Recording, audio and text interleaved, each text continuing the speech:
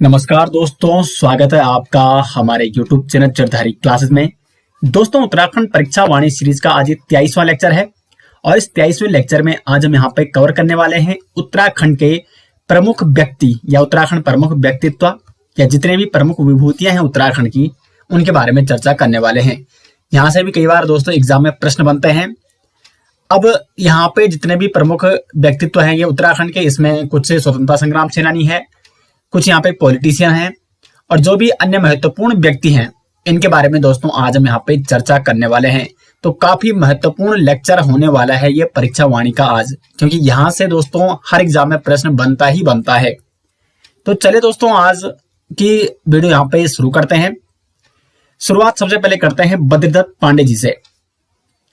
बद्रीदत्त पांडे प्रमुख स्वतंत्रता संग्राम सेनानी, इनका जन्म होता है 15 फरवरी 1882 को।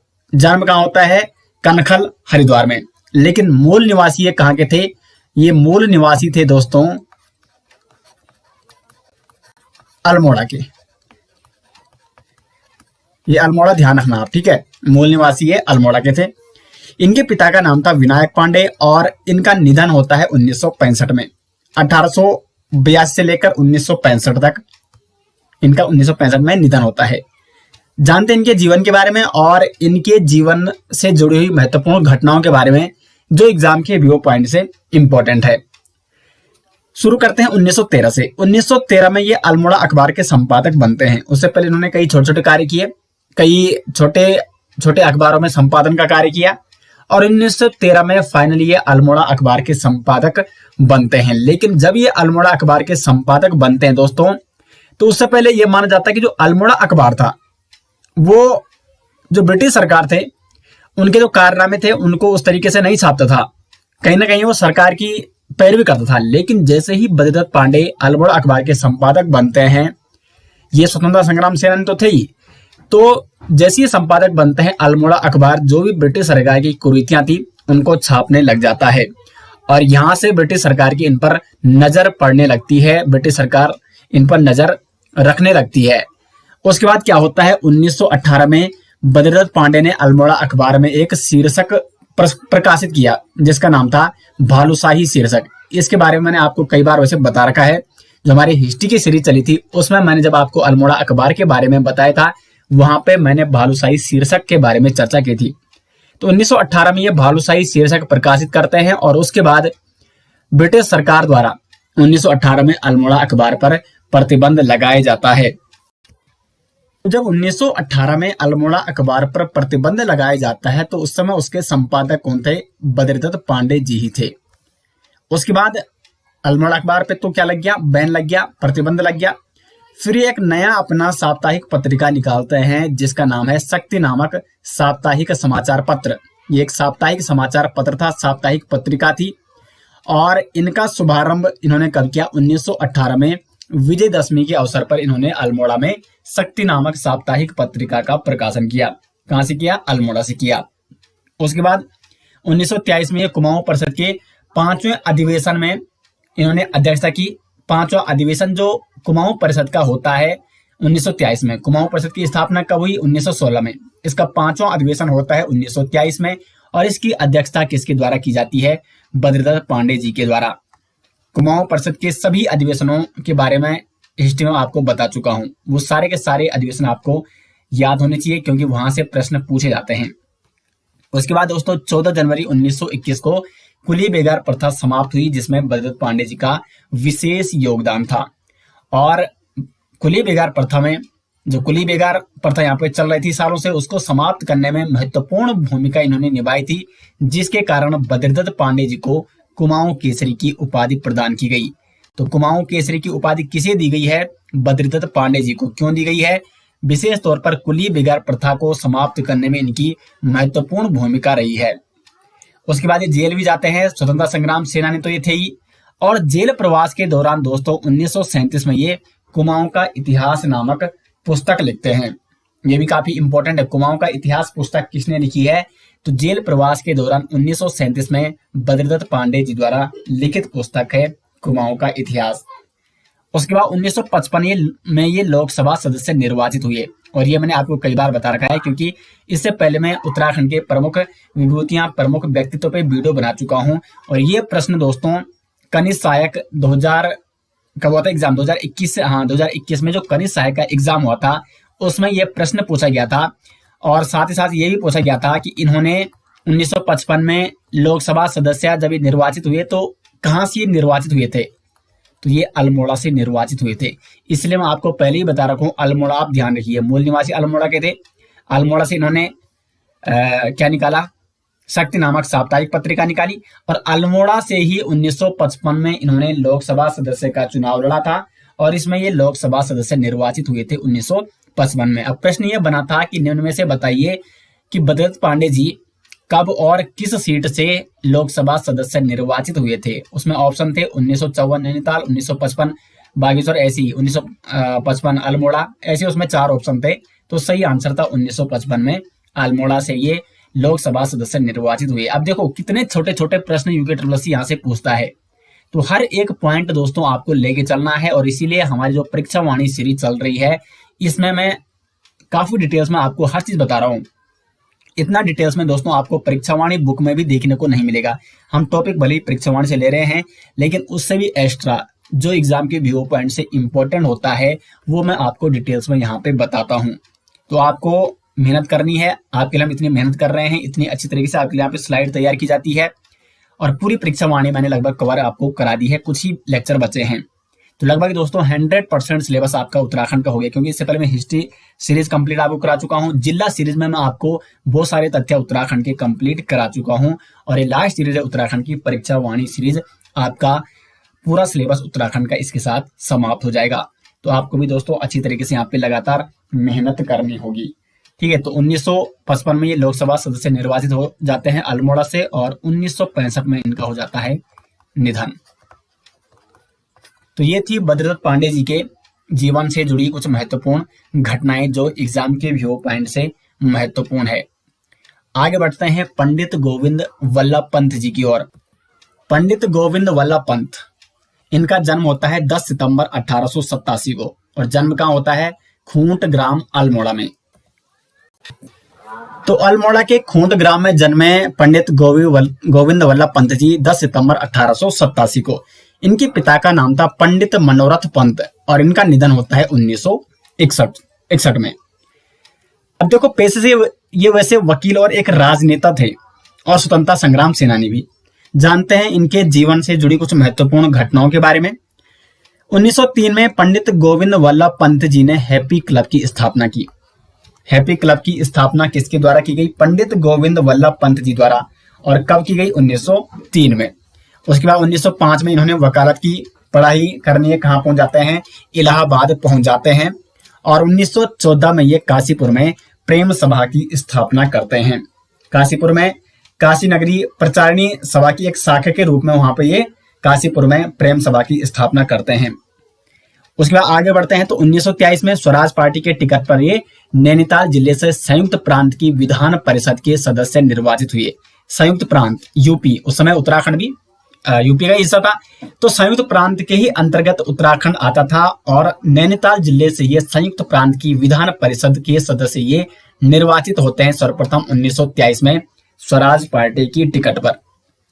उसके बाद पंडित गोविंद वल्लभ पंत जी 1925 में जो काकोरी कांड घटता है उसकी पैरवी भी ये करते हैं, क्योंकि ये पेशे से वकील थे, वकालत इनको आती थी। तो काकोरी कांड में जो काकोरी कांड हुआ था 1925 में उसकी पैरवी भी इन्होंने की थी। किसने की थी, पंडित गोविंद वल्लभ पंत जी ने। उसके बाद 1927 में उत्तर प्रदेश कांग्रेस कमेटी के ये अध्यक्ष चुने जाते हैं और 1934 में अखिल भारतीय संसदीय बोर्ड के ये अध्यक्ष चुने जाते हैं। उसके बाद 1946 में उत्तर प्रदेश विधानसभा के लिए निर्वाचित होते हैं और 1946 से 54 तक उत्तर प्रदेश के ये मुख्यमंत्री भी रहे हैं। तो यूपी के प्रथम सीएम, उत्तर प्रदेश के प्रथम जो मुख्यमंत्री थे वो कौन थे, गोविंद वल्लभ पंत जी। 1955 से 61 तक फिर क्या रहते हैं, केंद्र सरकार में गृह मंत्री भी रहते हैं।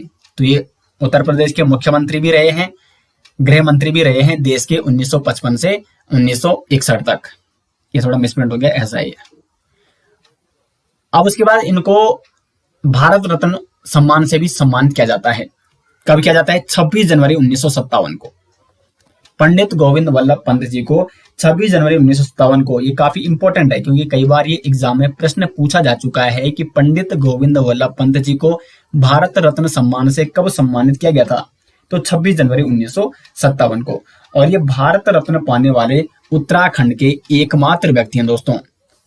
पंडित गोविंद वल्लभ पंत उत्तराखंड के एकमात्र भारत रत्न प्राप्तकर्ता व्यक्ति हैं जिनको 1957 में भारत रत्न सम्मान से सम्मानित किया जा चुका है। और उसके बाद 7 मार्च 1961 में इनका निधन हो जाता है। तो ये थी इनके जीवन से जुड़ी कुछ महत्वपूर्ण घटनाएं जो कि एग्जाम के व्यू पॉइंट से भी काफी महत्वपूर्ण है। हैप्पी क्लब की स्थापना कब हुई, प्रेम सभा की स्थापना किसके द्वारा हुई और कब हुई, उसके बाद ये काकोरी कांड की इन्होंने पैरवी की, और ये भारत रत्न से सम्मानित हुए और उत्तर प्रदेश के भी ये मुख्यमंत्री बने और देश के गृह मंत्री भी रह चुके हैं।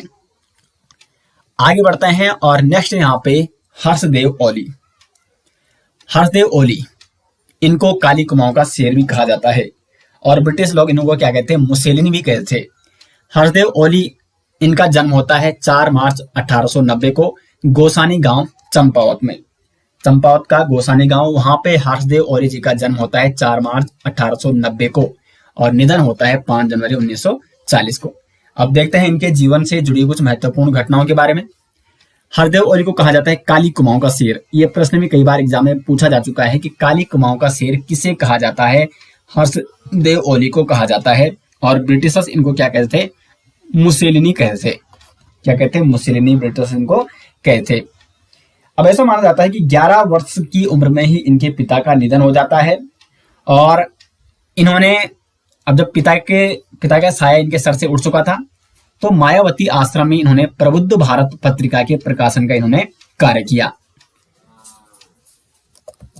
उसके बाद 1914 में आईडीटी प्रेस के प्रबंध निदेशक ये नियुक्त किए जाते हैं और 1919 में अंग्रेजी अखबार इंडिपेंडेंट के उप संपादक और संपादक भी ये रह चुके हैं।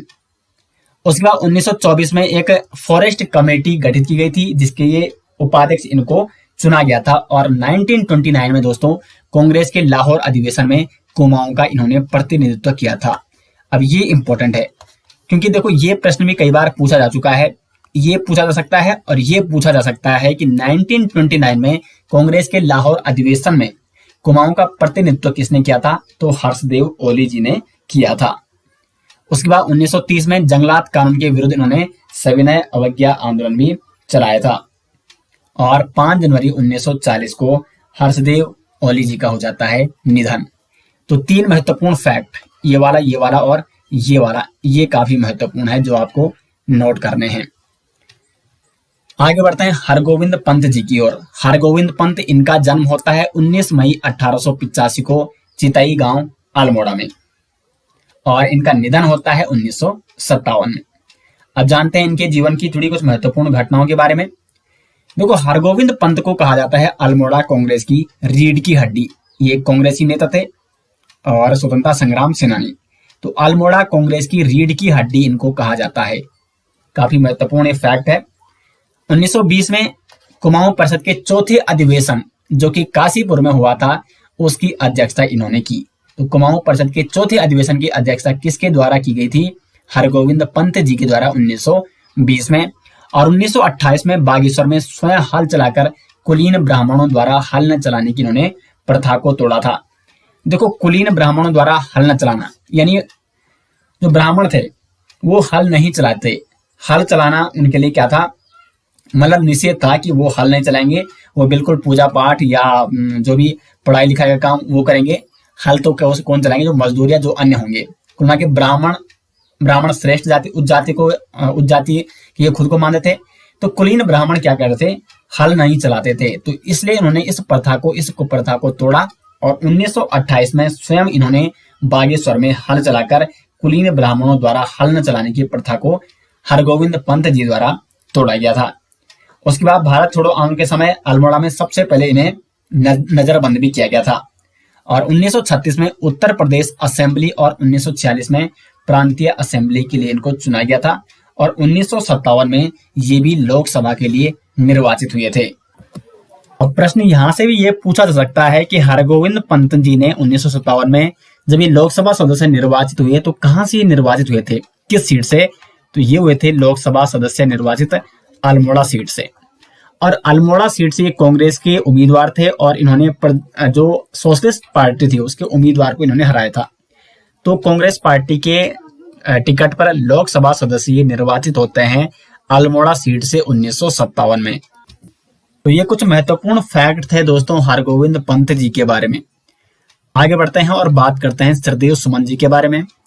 श्रीदेव सुमन, इनका जन्म होता है 25 मई 1916 को टिहरी के जोल गांव में। चंबा के निकट है जोल गांव, टिहरी जनपद में स्थित है। इनके पिता का नाम था हरिराम बडोनी, इनकी माता का नाम था तारा देवी और इनकी पत्नी का नाम था विनय लक्ष्मी। जानते हैं इनके जीवन की जुड़ी कुछ महत्वपूर्ण घटनाओं के बारे में। वैसे इनके बारे में आपको कई बार दोस्तों जब मैंने टिहरी का इतिहास आपको बताया था तो वहां पे भी इनके बारे में मैंने चर्चा की है।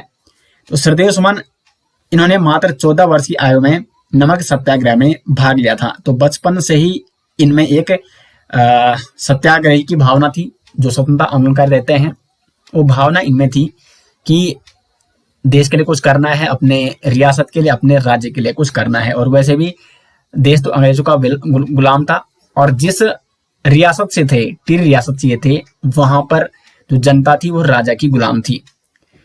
तो 14 वर्ष की उम्र में ये सर्वप्रथम 15 दिन ये जेल गए थे। नमक सत्याग्रह में इन्होंने भाग लिया था। ये एक कवि भी थे और 1937 में सुमन सौरभ नाम से कविताएं उन्होंने प्रकाशित की थी।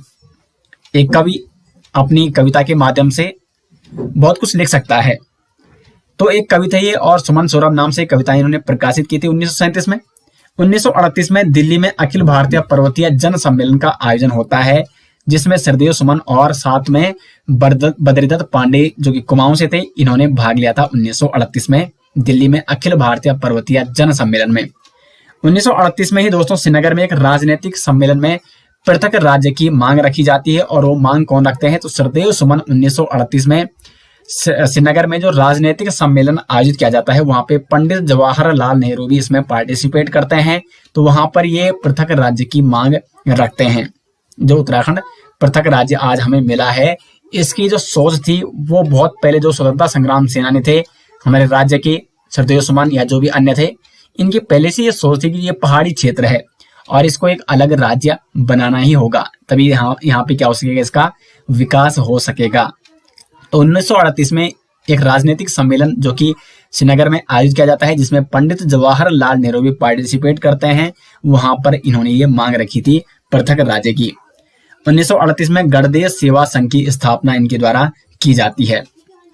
उसके बाद 30 दिसंबर 1943 में टिहरी जेल में इनको बंद कर दिया जाता है क्योंकि इनकी जो मांग थी वहां पे टिहरी रियासत का जो राजा था उसके सम्मुख जो इनकी मांग थी, मांग ये थी कि प्रजा मंडल की वहां पे स्थापना करना। ये मैं आपको टिहरी रियासत के इतिहास के बारे में जब मैंने आपको पढ़ाया था वहां पे काफी डिटेल्स में इसके बारे में बता चुका हूं वैसे, ठीक है। तो इसके बारे में ज्यादा डिस्कस यहाँ पे करूंगा नहीं। यहाँ पे जो महत्वपूर्ण फैक्ट है एग्जाम के व्यू पॉइंट से वही यहाँ पे डिस्कस किए जाएंगे। तो प्रजा मंडल की मांग को लेकर 1943 में टिहरी जेल में इनको बंद कर दिया जाता है टिहरी रियासत के राजा द्वारा। 21 फरवरी 1944 को श्रीदेव सुमन पर राजद्रोह का मुकदमा चलाया जाता है और 29 फरवरी 1940 में इन्होंने अनशन आरंभ कर दिया।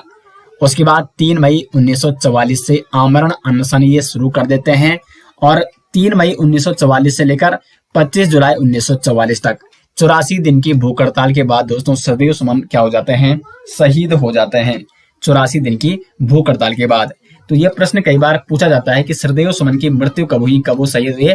25 जुलाई 1944 को और जन्म हुआ 25 मई 1916 को। तो डेट दोनों 25-25 है, यहाँ पे ये मई है और यहाँ पे जुलाई है, ठीक है।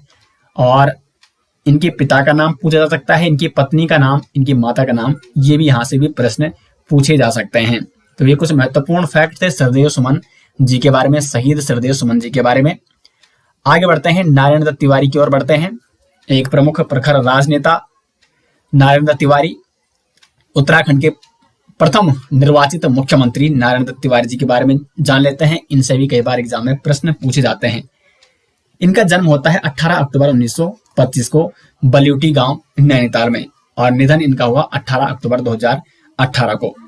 1947 में इन्होंने इलाहाबाद विश्वविद्यालय से छात्र संघ अध्यक्ष ये बनते हैं और ये कुल मिला के छात्र जीवन से ही राजनीति में सक्रिय रहे और आगे चलकर ये यूपी के भी मुख्यमंत्री बनते हैं और उत्तराखंड के भी मुख्यमंत्री चुने जाते हैं।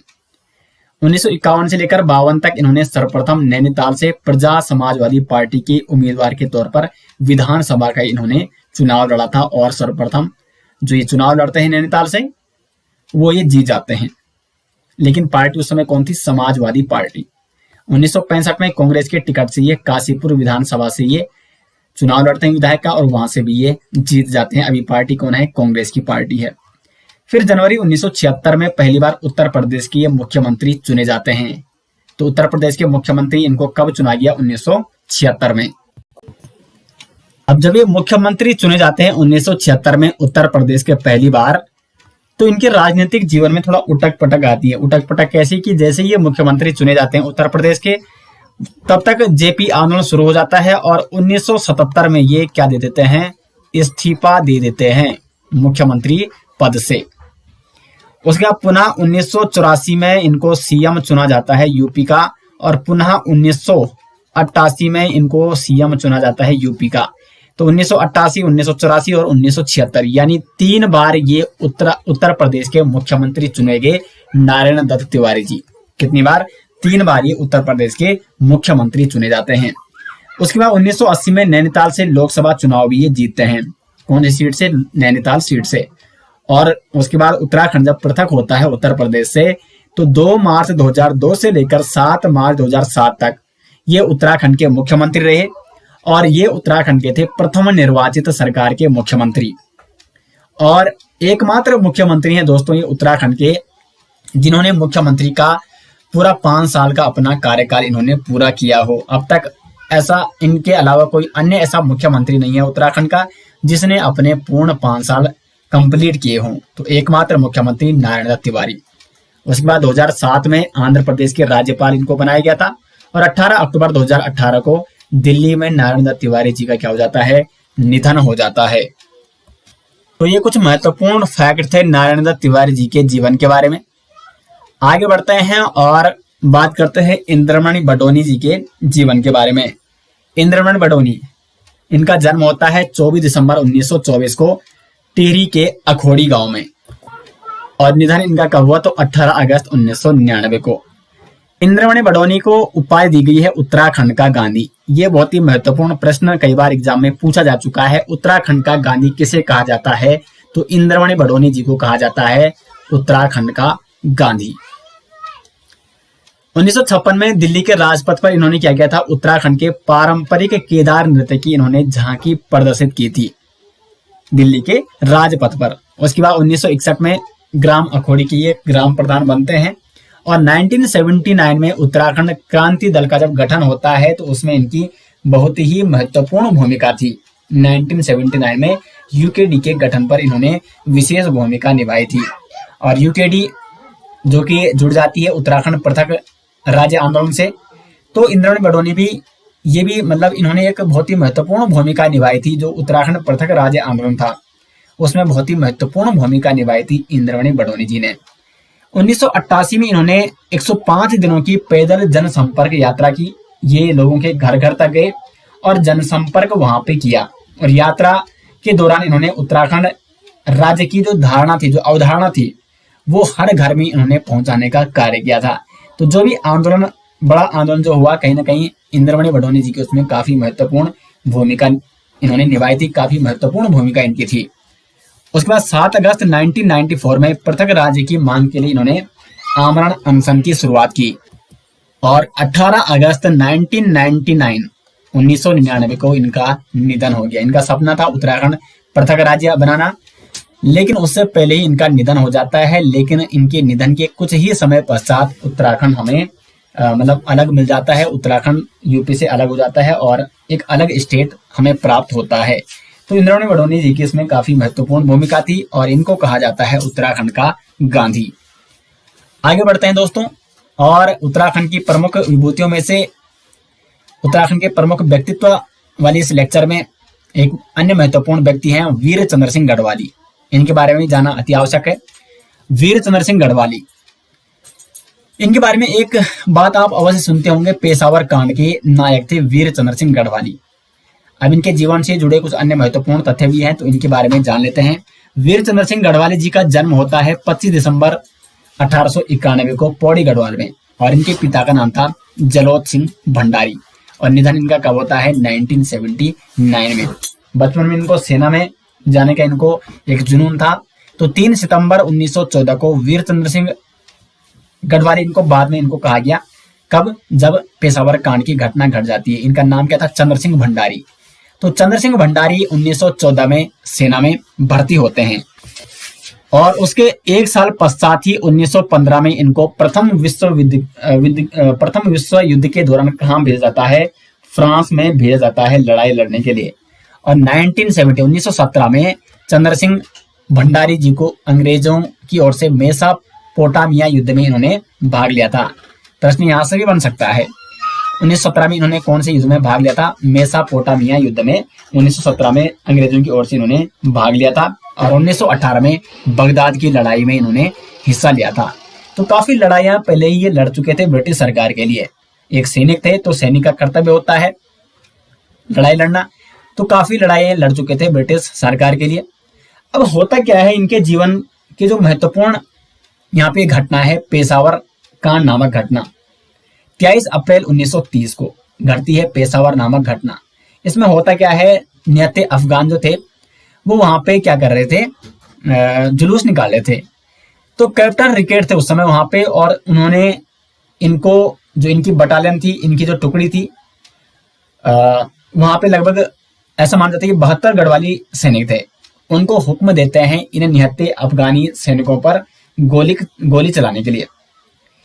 लेकिन होता क्या है कि जो वीर चंद्र सिंह गढ़वाली थे वो अपनी बटालियन को साफ मना कर देते हैं कि हम इन निहत्थे अफगानों पर गोली नहीं चलाते। चंद्र सिंह गढ़वाली निहत्थे अफगान पठानों पर गोली चलाने से इनकार कर देते हैं, और ऐसा करने पर ही इनको कहा जाता है पेशावर कांड का नायक। चंद्र सिंह गढ़वाली, इन पर राजद्रोह का मुकदमा चलाया जाता है, और इनकी केस की पैरवी किसके द्वारा की जाती है, बैरिस्टर मुकंदी लाल द्वारा इनके केस की पैरवी की जाती है। ये मैंने आपको अभी बैरिस्टर मुकंदी जी के बारे में जब मैंने आपको बताया, वहां पे भी इसका वर्णन आया था। तो ये इनके केस की क्या करते हैं, पैरवी करते हैं। उसके बाद 1930 में इन्हें 14 साल की कारावास के लिए कहां भेजा जाता है, एबटाबाद जेल भेजा जाता है, और 26 सितंबर 1941 को 11 साल 63 महीने 18 दिन की सजा पूरी करने के बाद इनको रिहा किया जाता है। अब देखो, ये घटना घटी थी 23 अप्रैल 1930 को, तो इसीलिए मोतीलाल नेहरू जी ने 23 अप्रैल को गढ़वाल दिवस मनाने की घोषणा की थी। गढ़वाल दिवस मनाने की घोषणा कब हुई थी, 23 अप्रैल को, और किसके द्वारा की गई थी, मोतीलाल नेहरू। मोतीलाल नेहरू इस घटना से काफी प्रभावित हुए, और इन्होंने घोषणा की थी कि 23 अप्रैल को क्या मनाया जाएगा, गढ़वाल दिवस के रूप में मनाया जाएगा। और 23 अप्रैल को ही चंद्र सिंह गढ़वाली की स्मृति में क्रांति दिवस भी मनाया जाता है। उसके बाद कुछ महत्वपूर्ण अन्य तथ्य, 23 अप्रैल 1994 में इनके नाम पर एक डाक टिकट भी जारी किया जा चुका है। यहां से भी प्रश्न बनता है डाक टिकट से। तो 23 अप्रैल 1994 को इनके नाम पर डाक टिकट भी जारी किया जा चुका है। और जब इनका निधन होता है 1979 में, तो दूधा तोली की कोटिया बगड़ नामक जो वहां पे स्थान है, वहां पे वीर चंद्र सिंह गढ़वाली का समाधि स्थल भी बनाया गया है। 1992 में यूकेडी के जो काशी सिंह एरी है, इन्होंने गैरसैंण में राजधानी की नींव डाली, और इसका नाम क्या रखा, चंद्रनगर रखा। जो राजधानी की नींव डाली गई यूकेडी द्वारा गैरसैंण में, उस राजधानी का नाम क्या रखा गया, चंद्रनगर रखा गया। और इनके नाम की एक प्रमुख यहाँ पे योजना चलाई जाती है उत्तराखंड सरकार द्वारा, ये भी कई बार एग्जाम में पूछ जाती है। 1 जून 2002 को वीर चंद्र सिंह गढ़वाली पर्यटन स्वरोजगार योजना, एक बार दोबारा नोट कीजिए, 1 जून 2002 को उत्तराखंड सरकार द्वारा वीर चंद्र सिंह गढ़वाली पर्यटन स्वरोजगार योजना शुरू की गई थी। ये भी कई बार एग्जाम में पूछी जाती है। तो ये थे वीर चंद्र सिंह गढ़वाली जी के जीवन से कुछ जुड़े हुए महत्वपूर्ण तथ्य, जो एग्जाम की दृष्टि से काफी महत्वपूर्ण है। आगे बढ़ते हैं दोस्तों, और बात करते हैं हेमवती नंदन बहुगुणा जी के बारे में। हेमवती नंदन बहुगुणा इन्हीं के समय, इन्हीं की देन है, जो विश्वविद्यालय है गढ़वाल और कुमाऊं में। एक कुमाऊं यूनिवर्सिटी है, एक गढ़वाल यूनिवर्सिटी है, क्योंकि उस समय उत्तराखंड में उत्तर प्रदेश का हिस्सा था और उत्तर प्रदेश के तत्कालीन मुख्यमंत्री कौन थे? हेमंती नंदन बहुगुणा, प्रखर राजनेता। जन्म इनका होता है 25 अप्रैल 1919 को बुघानी गांव पौड़ी गढ़वाल में, और इनकी मृत्यु हुई 17 मार्च 1989 में अमेरिका में। इनके पिता का नाम था रेवती नंदन और माता का नाम था दीपा देवी। हेमंती नंदन बहुगुणा ये छात्र जीवन से ही क्या जुड़ जाते हैं, मतलब राजनीति में जुड़ जाते हैं और स्वतंत्रता आंदोलन में भी पार्टिसिपेट करने लग जाते हैं। तो 1942 में स्वतंत्रता आंदोलन से ये जुड़ गए थे। 1952 में सर्वप्रथम विधानसभा सदस्य ये निर्वाचित होते हैं। 8 नवंबर 1973 को ये उत्तर प्रदेश के मुख्यमंत्री बनते हैं। और 1975 में क्या हो जाती है, जब देश में इमरजेंसी लग जाती है तो उस समय ये क्या दे देते हैं, इस्तीफा दे देते हैं। उसके बाद 1977 में लोकसभा चुनाव में कांग्रेस ये बगावत कर देते हैं और नई कांग्रेस फॉर डेमोक्रेसी पार्टी बनाते हैं। एक नई पार्टी का ये गठन करते हैं जिसका नाम क्या था, कांग्रेस फॉर डेमोक्रेसी पार्टी। अब देखो यहाँ पे इस दौरान 1977 में ये केंद्रीय मंत्रिमंडल में पेट्रोलियम, रसायन तथा उर्वरक मंत्री भी ये रह चुके हैं जब मोरारजी देसाई क्या थे, देश के पीएम थे। और 1979 में केंद्रीय वित्त मंत्री भी ये रह चुके हैं चौधरी चरण सिंह जब पीएम थे, तो उनके कार्यकाल में 1979 में। उसके बाद 1977 में इन्होंने जब बगावत कर ली है कांग्रेस से और एक नई पार्टी का इन्होंने गठन कर लिया है 1984 में, क्योंकि जो नई पार्टी का गठन करते हैं वो उस तरीके से वो बड़ी नहीं हो पाती है पार्टी। तो 1984 में ये क्या करते हैं, लोकदल के उम्मीदवार के रूप में चुनाव लड़ते हैं। और किसके विरुद्ध ये चुनाव लड़ते हैं, अमिताभ बच्चन उस समय चुनाव लड़ते हैं। और 1984 में लोकदल की उम्मीदवार के रूप में कौन लड़ रहे हैं, हेमंती नंदन बहुगुणा। जबकि कांग्रेस के टिकट पर चुनाव कौन लड़ रहे हैं, अमिताभ बच्चन। और इलाहाबाद सीट से ये विधानसभा का चुनाव इन्होंने लड़ा। अब इनकी जो एक छवि थी वो एक प्रखर राजनेता की छवि थी। मुख्यमंत्री भी ये रह चुके थे और अमिताभ बच्चन वो एक अभिनेता। तो एक अभिनेता के सामने एक प्रखर राजनेता यहाँ पे हार जाते हैं चुनाव। 1,87,000 रिकॉर्ड वोटों से ये चुनाव हार जाते हैं। उसके बाद 17 मार्च 1989 को इनको लंबी सर्जरी के बाद इनका निधन हो जाता है। और निधन कहाँ होता है, अमेरिका में। अब जैसे मैंने आपको पहले ही बता दिया था कि इनके जब ये मुख्यमंत्री थे तो उस समय गढ़वाल यूनिवर्सिटी और कुमाऊं यूनिवर्सिटी का क्या किया जाता है, गठन किया जाता है।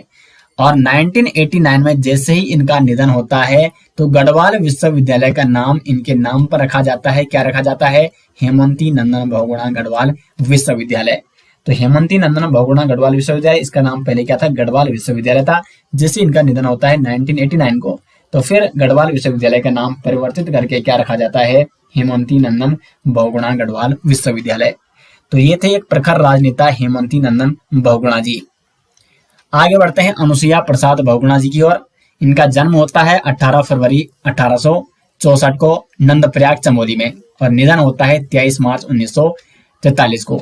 अनुसुईया प्रसाद बहुगुणा, इनको गढ़ केसरी के नाम से जाना जाता है। ये प्रश्न भी कई बार एग्जाम में पूछा जा चुका है। गढ़ केसरी की उपाधि, गढ़ केसरी के नाम से किसे जाना जाता है, अनुसुईया प्रसाद बहुगुणा। और कुमाऊं केसरी किसको कहा जाता है, बद्रीदत्त पांडे जी को। 1918 में गढ़वाल कांग्रेस की स्थापना में इनका महत्वपूर्ण योगदान था। 1919 में, ये भी इंपॉर्टेंट फैक्ट है, 1919 को कांग्रेस के जो अमृत अधिवेशन था, अमृतसर अधिवेशन, उसमें बैरिस्टर मुकुंदी लाल और अनुसुईया प्रसाद बहुगुणा ने भाग लिया था। यानी उत्तराखंड से 2 व्यक्ति, बैरिस्टर मुकुंदी लाल और अनुसुईया प्रसाद बहुगुणा द्वारा 1919 के कांग्रेस के अमृतसर अधिवेशन में पार्टिसिपेट किया गया था।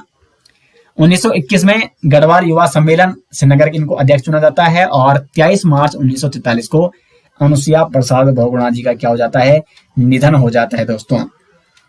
उसके बाद है कालू मेहरा। कालू मेहरा, इनका जन्म होता है 1831 को बिसुम गांव चंपावत में और निधन होता है 1906 में। कालू मेहरा, इनको कहा जाता है उत्तराखंड का प्रथम स्वतंत्रता संग्राम सेनानी। जब मैंने आपको उत्तराखंड स्वतंत्रता आंदोलन के बारे में बताया था तो वहां पे मैंने इनके बारे में चर्चा की थी। और इन्होंने एक कुमाऊं में एक गुप्त संगठन बनाया जिसका नाम है क्रांतिवीर संगठन। ये भी एग्जाम में पूछा जाता है लगातार क्रांतिवीर नामक संगठन, एक गुप्त संगठन किसके द्वारा बनाया गया था? कुमाऊं में कालू मेहरा द्वारा। तो दोस्तों ये थे कुछ उत्तराखंड के महत्वपूर्ण व्यक्ति जिनके बारे में हमने काफी डिटेल्स में चर्चा की। इसके नोट्स आपको डिटेल्स में हमारे एप्लीकेशन में मिल जाएंगे। प्ले स्टोर में आपको हमारा ऐप मिल जाएगा उत्तराखंड जीके। वैसे आप सभी के पास वो एप्लीकेशन होगा, निःशुल्क ऐप है। अगर नहीं है आपके पास तो प्ले स्टोर में आप सर्च कीजिए उत्तराखंड जीके, सबसे ऊपर आ जाएगा उत्तराखंड जनरल नॉलेज के नाम से एसजे ग्रुप का ऐप। उस ऐप को दोस्तों आप इंस्टॉल कीजिए, उसमें काफी डिटेल्स में आपको नोट्स मिल जाएंगे और ये सारे नोट्स उसमें आपको प्रोवाइड किए गए हैं। उसमें हिंदी के notes, weekly current affairs notes बिल्कुल निःशुल्क आपको प्रोवाइड किए जाते हैं। जरदारी क्लासेस के माध्यम से लगातार आपको दोस्तों निःशुल्क शिक्षा यहाँ पे प्रोवाइड की जा रही है। उम्मीद करते हैं आपको हमारी ये सीरीज पसंद आई होगी। वीडियो पसंद है बिल्कुल लाइक और शेयर जरूर करें। मिलते हैं नेक्स्ट, तब तक के लिए धन्यवाद।